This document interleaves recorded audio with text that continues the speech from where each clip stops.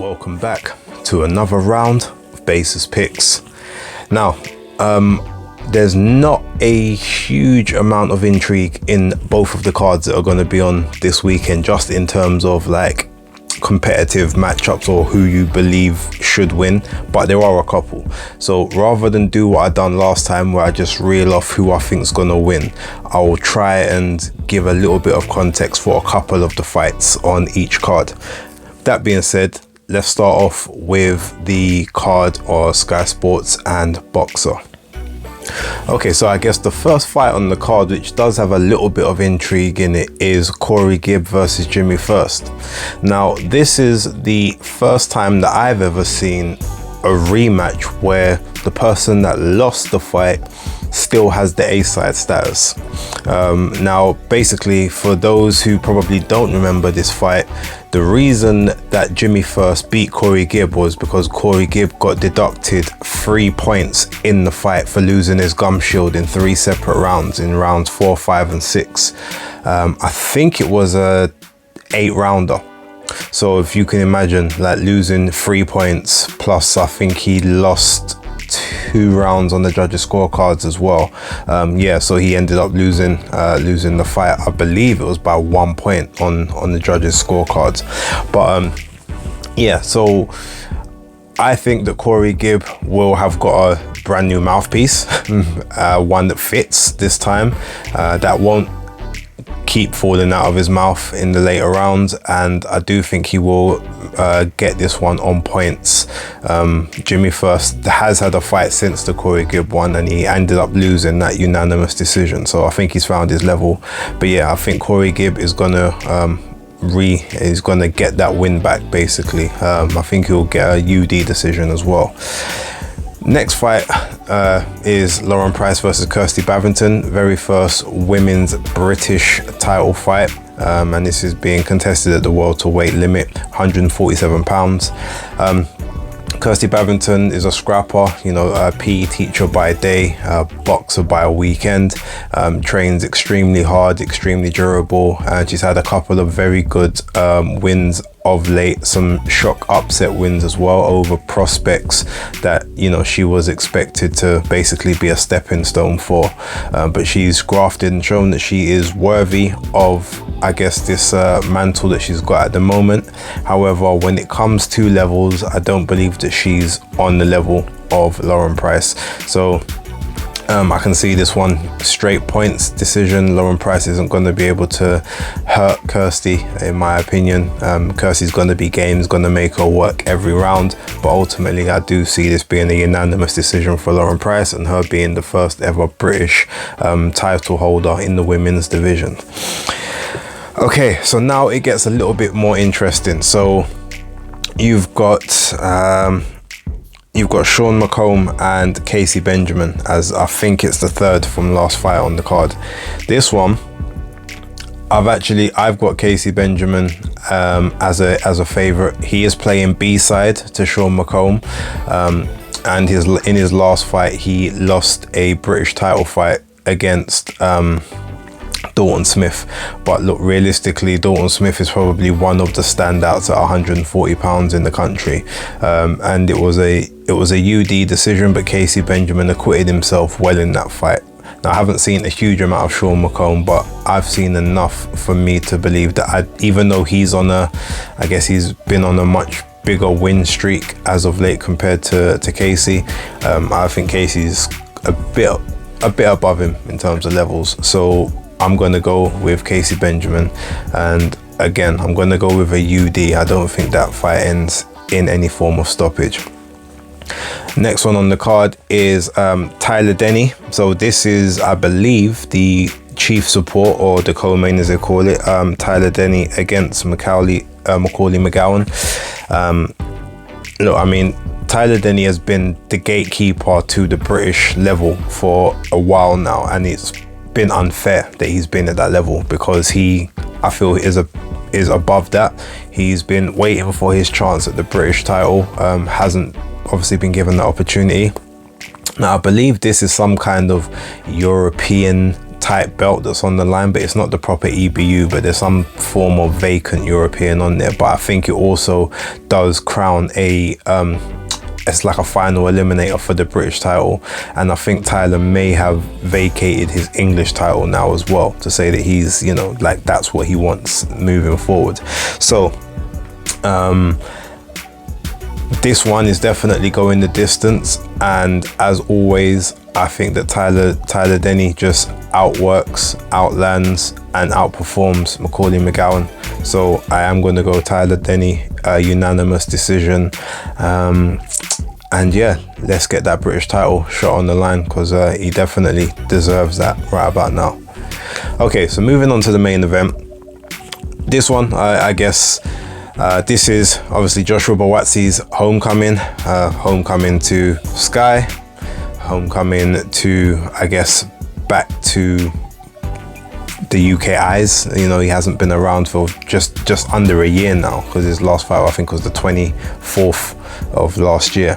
So been out of the ring for a year, supposed injuries, a few other bits and pieces, but he comes back now against Pavel Stepien, who was last supposed to face Callum Smith in March. Callum Smith pulled out with an injury, but will now be taking on Artur Beterbiev within the next 90 days, as purse bids took place just a couple of days ago. It looks like he will be going to Canada or the USA for that fight. So Pavel Stepien, now I don't know a huge amount about him and who he has fought. I've looked at the box rec, I've seen a couple bits and pieces here, but there's no notable names on there. I think he's supposed to be number 4 or number 6 in IBF rankings at the moment, but I'm not sure where he sits in some of the other rankings. However, Joshua Buatsi is consensus top 3 in the country, and I guess across the board he's consensus top 5 amongst all the governing bodies, and probably within the light heavyweight division. Now at this point, a lot of it is looking at potential as opposed to actual tangible results and resume. He does have some good wins on his resume.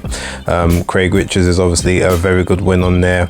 Marko Calic was actually a very good win as well, but that was the one that almost sort of like brought him back down to earth in terms of where he sees himself, or I guess maybe where the public sees him.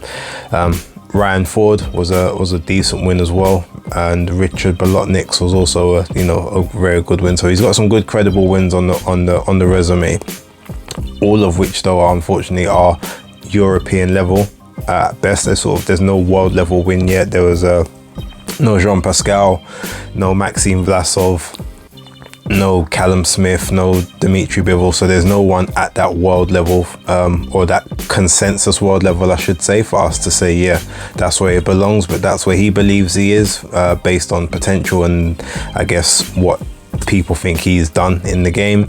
And yeah, this is his chance to prove it. So Stepien is, I think he's about an inch or so taller than Josh. So Joshua, I believe, is I think he's 6'2", and I think Pavel Stepien's about 6'3" and a bit. From what I've seen of him, you know, he's very aggressive. He looks to crowd his opponents, tries not to give them too much room to work and maneuver.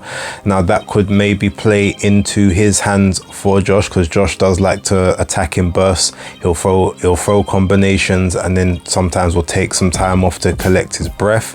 Now if obviously Pavel can ride some of the work that Josh does and tries to press him in the moments when he wants to take those breaths, Buatsi is not averse to being very dirty, sort of low blows and things like that, to sort of just get that separation.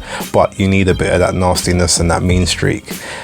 Me personally, I don't actually think he's going to need a lot of that. Like I said, from what I've seen of Pavel Stepien, he's okay. He's tough, rugged and durable, but I don't see him posing too much threat. So I'm going with a Joshua Buatsi KO inside of 5 rounds. I'm going for round 4. To me, anything past round 6, and yeah, there's problems. But I do think he is enough levels above Pavel Stepien from what I've seen to suggest that this doesn't go past 5 rounds, but I'm predicting KO in the 4th. So that's my prediction for Josh Buatsi versus Paul Stepien.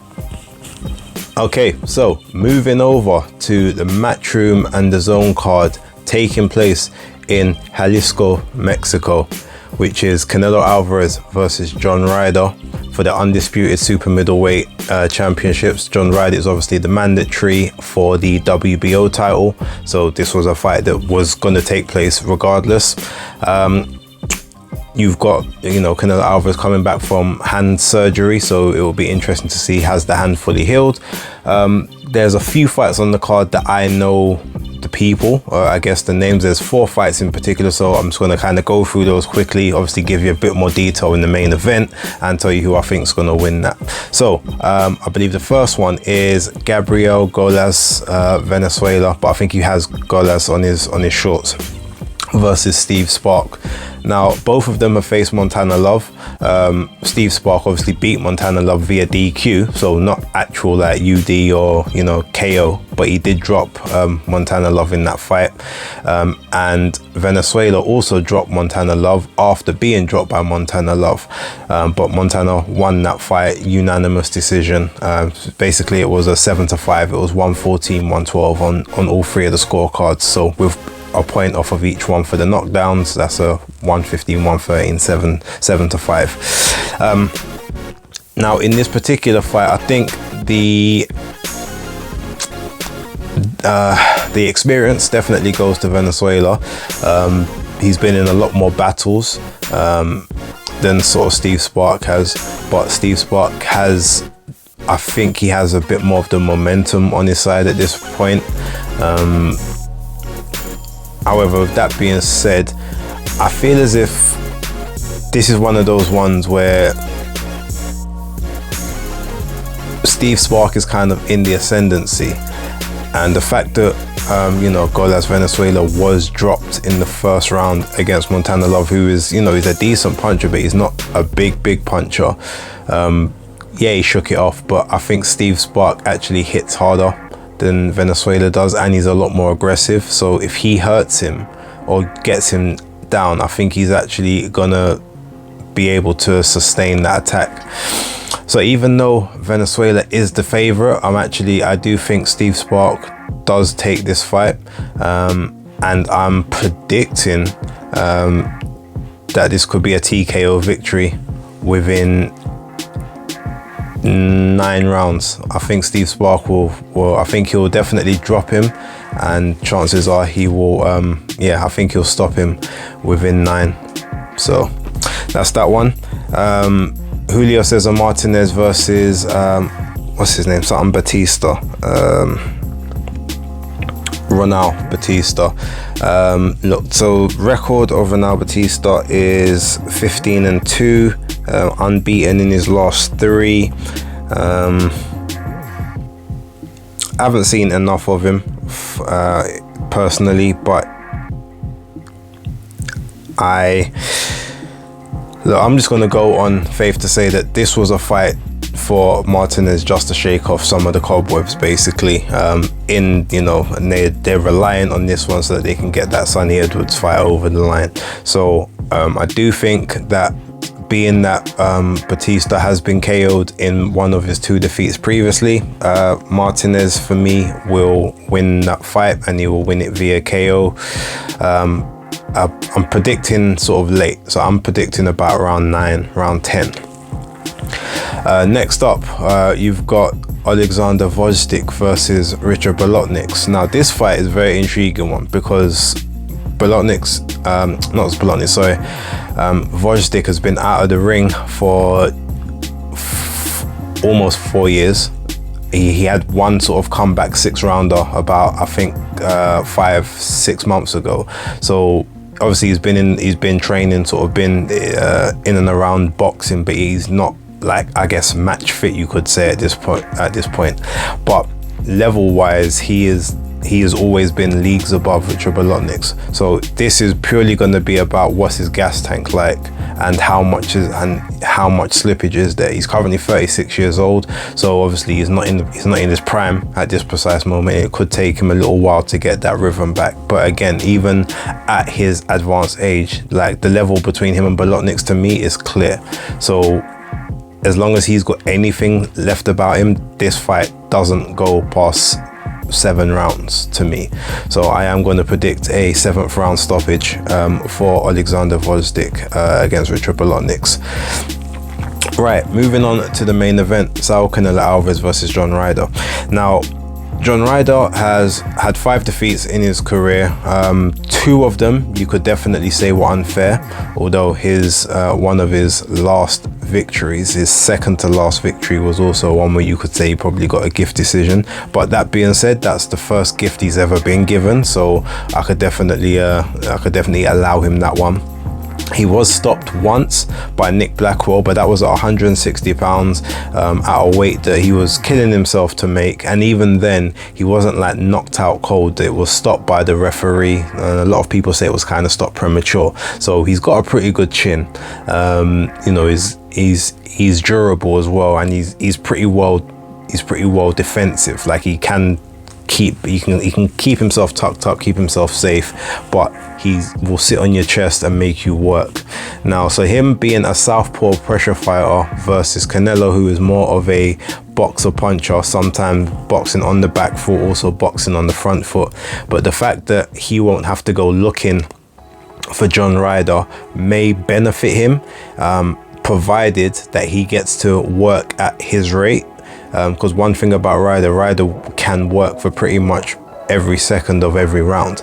The one issue that I have is whether or not he is acclimatized to the Mexican altitude, because they are at high altitude up there. I don't know how many times he's fought in those kind of altitudes, so that will pretty much tell me how his gas tank holds up. Canelo, while he hasn't fought there in 12 years, like, he's familiar with it. He kind of knows what it's like. He knows how to deal with it, and I think it's similar to places like Vegas, and obviously he's been to Texas and all those places. So some of the altitudes there are very similar. So that to me is one of the most intriguing parts. And obviously Canelo's hand, we don't know how that's healed, if it is sort of fully healed up, or if he's going to be tentative to throw it as hard as he can. The way I kind of see this fight going, I see that it's going to be very spirited, very competitive. It's going to be a fun fight, but I think that Canelo is just going to be levels above John Ryder personally. John Ryder's I think he's going to stay safe enough within this fight. He's not going to back down. He's not going to sort of run around the ring like how Callum Smith did, and he's going to go for it. This is like his swan song, so I think he's going to give it his everything. But ultimately, Canelo Alvarez will win this fight. However, I think this fight goes the distance. We know that Canelo will gas if it goes sort of to the later rounds, especially if he's being made to work by someone who's not allowing him his breaks. I think Ryder will try and stick on him as much as possible. Will outwork him in a few rounds, especially those rounds that Canelo has to take off. But I think that Canelo will win this one quite comfortably on the cards. So I'm kind of going for like a 117, 111, maybe even like a 118, 110. Ryder could potentially get dropped in one of these rounds, take a knee or something, but he's strong, he's tough, he will grit it out, and I do think that he does push Canelo to the limit, and the fight does go the distance in my opinion. So yeah, I predict Canelo Alvarez to win, unanimous decision, probably like a 10 rounds to 2, 9 rounds to 3 type scenario. Leave your comments down below, let me know what you think is going to happen in this fight, and yeah, we will take it from there. But thank you very much for watching, and as of now, that's Basis Picks locked.